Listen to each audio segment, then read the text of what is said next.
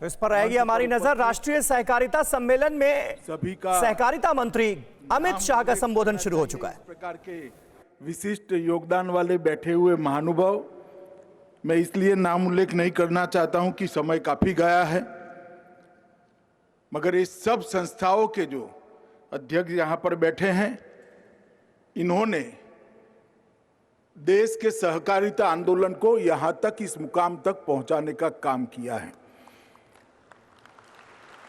आज इस सभागार में उपस्थित देश के कोने कोने से आए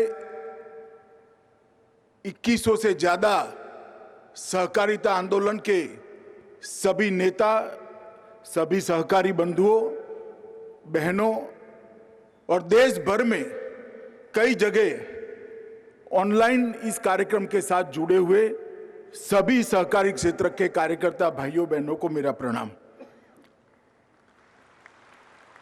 आज मेरी शुरुआत मैं पंडित दीनदयाल जी की जन्म जयंती से करना चाहूंगा, क्योंकि मेरे जैसे कई कार्यकर्ताओं का सहकार में आने की प्रेरणा का मूल स्थान दीनदयाल जी की अंत्योदय की नीति है। गरीब कल्याण और अंत्योदय, उसकी कल्पना सहकारिता के अलावे हो ही नहीं सकती। और देश में सबसे पहले विकास की जब बात होती थी, तब सबसे पहले अंत्योदय की बात जिन्होंने की वो पंडित दीनदयाल जी थे। आज उनका जन्मदिन है। हम मेरे जैसे लाखों करोड़ों कार्यकर्ताओं के लिए ये प्रेरणा प्राप्त करने का दिन है। उसी दिन ये सहकारी सम्मेलन हो रहा है, इसका मुझे बहुत बहुत आनंद है। मित्रों, सबसे पहले आजादी के 75 साल के बाद और ऐसे समय पर जब सहकारिता आंदोलन को सबसे ज्यादा जरूरत थी, तब देश के प्रधानमंत्री जी ने स्वतंत्र सहकारिता मंत्रालय बनाया। इसलिए एज एक सहकारी कार्यकर्ता भी और आप सबकी ओर से मैं उनको बहुत बहुत धन्यवाद और साधुवाद देना चाहता हूं। मेरा आप सभी से अनुरोध है कि अपने अपने स्थान पर खड़े होकर सहकारिता आंदोलन का अनुमोदन जो प्रधानमंत्री जी ने किया है, हम सब इसकी ताली बजाकर स्वागत करें और उनके प्रति धन्यवाद ज्ञापन करें। मैं फिर से एक बार देश भर के करोड़ों सहकारिता के कार्यकर्ताओं के ओर से, सहकारिता की नेताओं की ओर से प्रधानमंत्री जी का धन्यवाद करना चाहता हूं। और मेरी ओर से एक विशेष धन्यवाद करना चाहता हूं, क्योंकि मेरी रुचि का जो विषय है, देश में सबसे पहला सहकारी मंत्री बनने का मौका उन्होंने मुझे दिया है। मेरे लिए बहुत गौरव की बात है।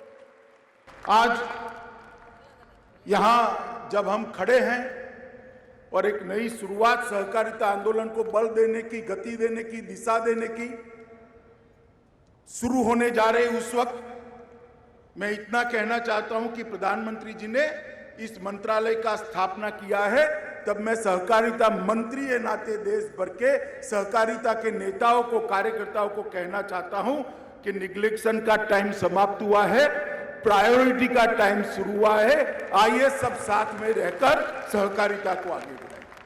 देश के विकास के अंदर सहकारिता बहुत महत्वपूर्ण योगदान दे सकती है।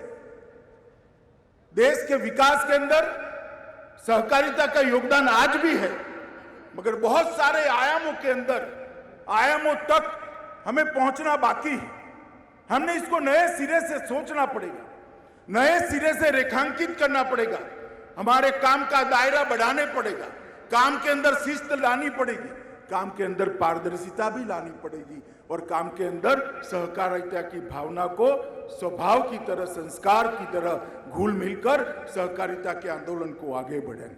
देश के करोड़ों किसान, वंचित, पिछड़े, दलित, गरीब, उपेक्षित महिलाएं, उनको विकास का मार्ग केवल और केवल सहकारिता के माध्यम से ही प्रशस्त हो सकता है और कोई मार्ग नहीं।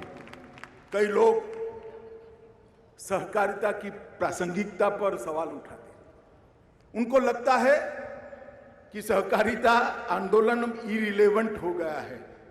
मैं बहुत मन से और बहुत मक्कमता के साथ कहना चाहता हूं कि सहकारिता आंदोलन सबसे ज्यादा प्रासंगिक कभी था तो अभी है, और बहुत बड़ी मंजिल अभी काटना बाकी है।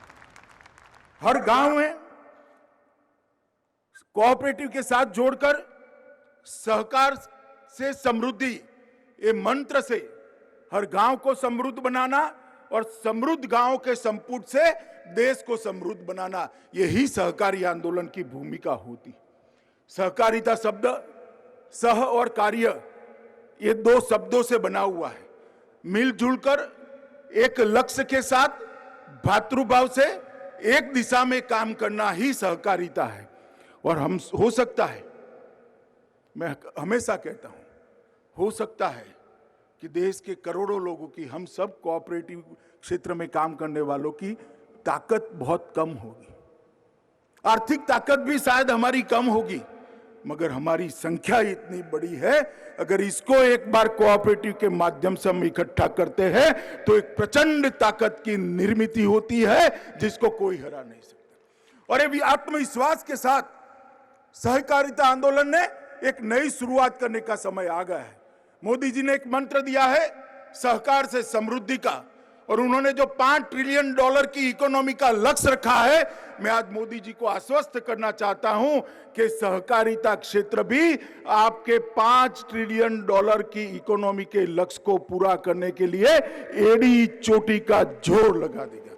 और मित्रों, हमारी जो सहकारिता से ताकत बनती है, वो ताकत देश को समृद्ध करने की दिशा में आएगी, इसका मुझे विश्वास है। सहकारिता आंदोलन भारत के ग्रामीण समाज की प्रगति भी करेगा और एक नई सामाजिक पूंजी का कंसेप्ट भी खड़ा करेगा। पूंजी के दुनिया भर में कई व्याख्याएं हैं, मगर हम 10,000 साल से जीने वाले लोग हैं, 10,000 साल की संस्कृति का वहन करने वाले लोग हैं। सामाजिक पूंजी का कंसेप्ट, सामाजिक पूंजी का विचार और सामाजिक पूंजी का संस्कार हमारे सहकारिता आंदोलन को बहुत आगे ले जाएगा। कई देशों के अंदर सहकारिता कानून से अस्तित्व में आती है, कई देशों के अंदर सहकारिता छोटी छोटी पैक्स और बाकी सहकारी समितियों के संविधान से अस्तित्व में आती है। भारत में ये व्यवस्था के लिए जरूरी है। भारत की जनता के स्वभाव में सहकारिता घुल मिल गई है, इसके संस्कार के अंदर सहकारिता है।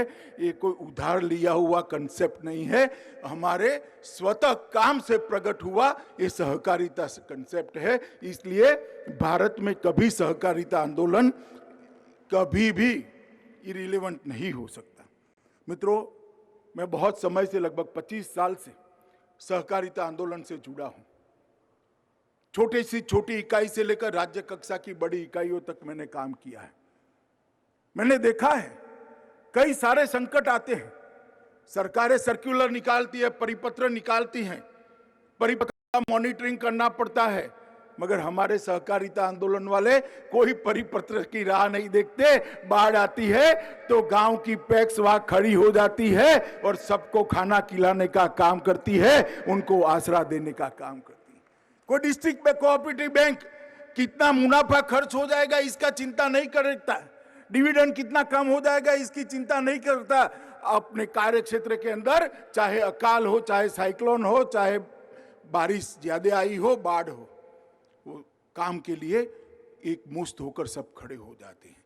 सहकारी आंदोलन ने इस देश को ढेर सारे संकटों में यहां पर बाहर निकालने के लिए अपना योगदान दिया है। फिक्र आपकी, सोमवार से शुक्रवार रात 9 बजे सिर्फ TV9 भारतवर्ष पर।